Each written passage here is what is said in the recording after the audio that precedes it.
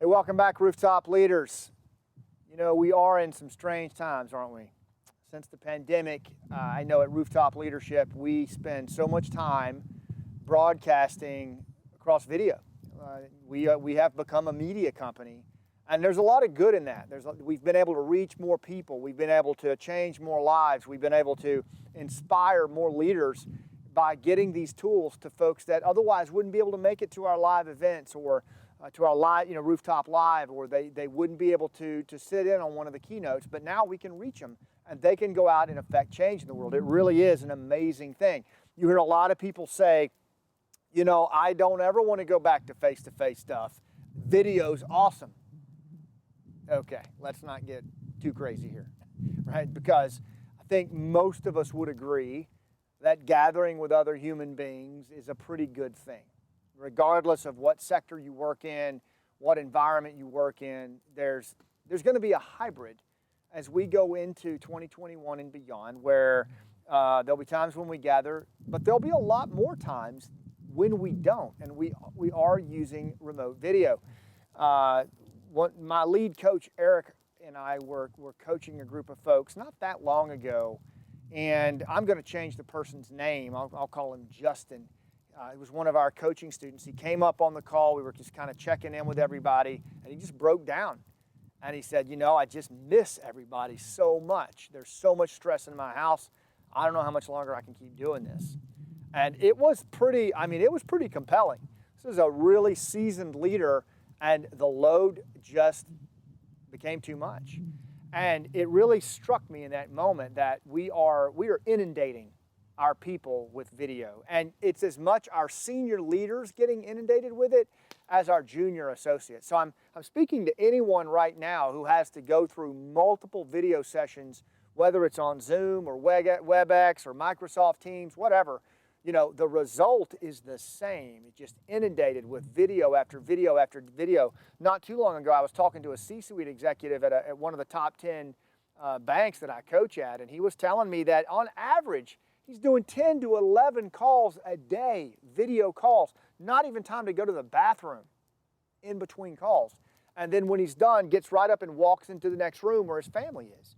You know, that's a lot. That's a lot of fatigue. So how do we lead through that? You know, how do we deal with that as leaders? Well, my ask to you is, as you think about this at a mindset level, is whenever that starts to happen, whenever life gets to be super complex, whenever we start to get caught up in the modernity of the transactional world, I like to go back to the basics.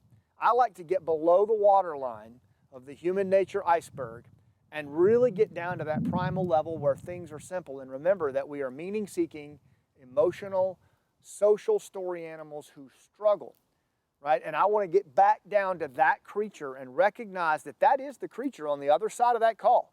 No matter how dressed up they look, no matter how put together they seem, there's probably some crazy-ass stuff going on the left side of that computer screen that we have no idea what's happening, right? And I want to start to make those assumptions that's the way I have to kind of assume. I've got to lead through that.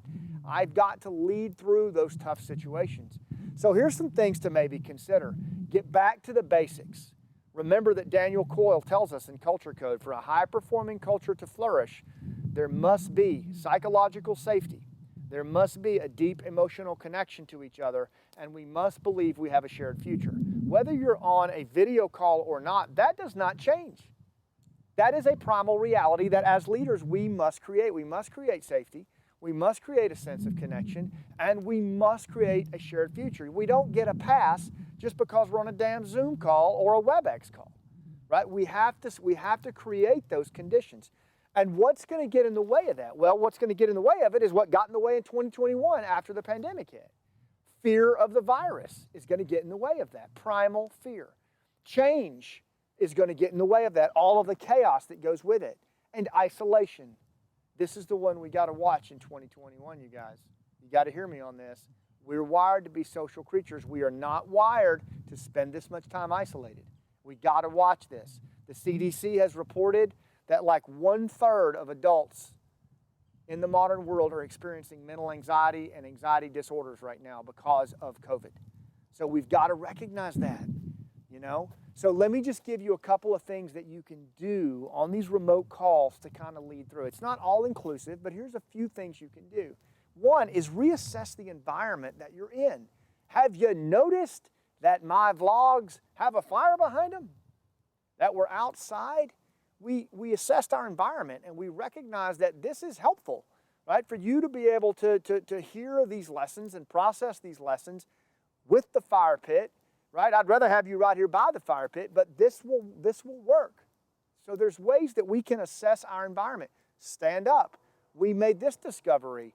Almost no one does this. We had someone when I was doing a coaching session not too long ago. They said, you're the first coach we've had that stood up when they presented to us, and they were sitting there for 2 straight days. Oh my God, right? So assess your environment. Take, maybe time to drop that digital screen of the beach, right? And really reassess the environment that you're in. Stand up, engage, right? Move naturally. Create an environment where you can be dynamic. The second thing I would say is do more emotional check-ins with your people. Remember what's going on to the left or right of that computer screen is probably deeper than what is being presented. So can you do an emotional check-in with your people? Just go around the horn and ask them like we do at our meetings that Gino Wickman taught us, which is name one thing you're excited about since we last saw you. That's pretty simple, right? Just go around the horn and do that. With a small team of 10, 12 people, if it takes 10 minutes, who cares? It brings the emotional temperature down. It gets people ready to listen because we're emotional creatures. So emotionally check in with your people. And then finally, less PowerPoint, you guys. Seriously. I sit in and audit a lot of senior leadership teams. You're killing each other with PowerPoint. What happens is you all give these PowerPoint presentations. No one can see your face. So they're looking at this slide that is from hell and just multiple slide after slide after slide. You walk out of it to go take a bathroom break going, I can't believe she did that to me. That was the worst thing I've ever seen. And then you sit down and you create a slideshow that's even worse, right? And I'm being a little bit facetious here, but really I see it over and over again, and it's out of control. We got to pull the PowerPoint back and ask ourselves, do we really need it to tell the story here? And if we do, be judicious about it, right? Just maybe a picture and a heading, and that's it. And tell the story and use it as an aid to help you, not as something that people have to read one slide after another. We're not designed for that. The remote video calls are bad enough. You add the PowerPoint to it the way that I'm seeing it these days, and we're not going to make it through another year, right? So really be thoughtful about that. And the reason I'm telling you all this is I think it's up to us to change the game. I think it's up to us to look around and go, okay, this is not acceptable. We can't do this for another year. We have to change the game because no other leaders are coming. No one else is going to tell me to stand up. I'm going to stand up. I'm going to reassess my environment and deliver that way. If you'll do that, other people will start to follow. Here's one more thing you can do. You can share this video with 3 colleagues who need to hear it. Maybe that one that sent you the 55-slide PowerPoint deck, right? Share this with them and see if we can't change how we lead through these video segments. We've got to do this for each other as we go into another challenging year. And don't forget to go to rooftopleadership.com, become part of our Rooftop tribe. Thanks for what you do, and I'll see you on the rooftop.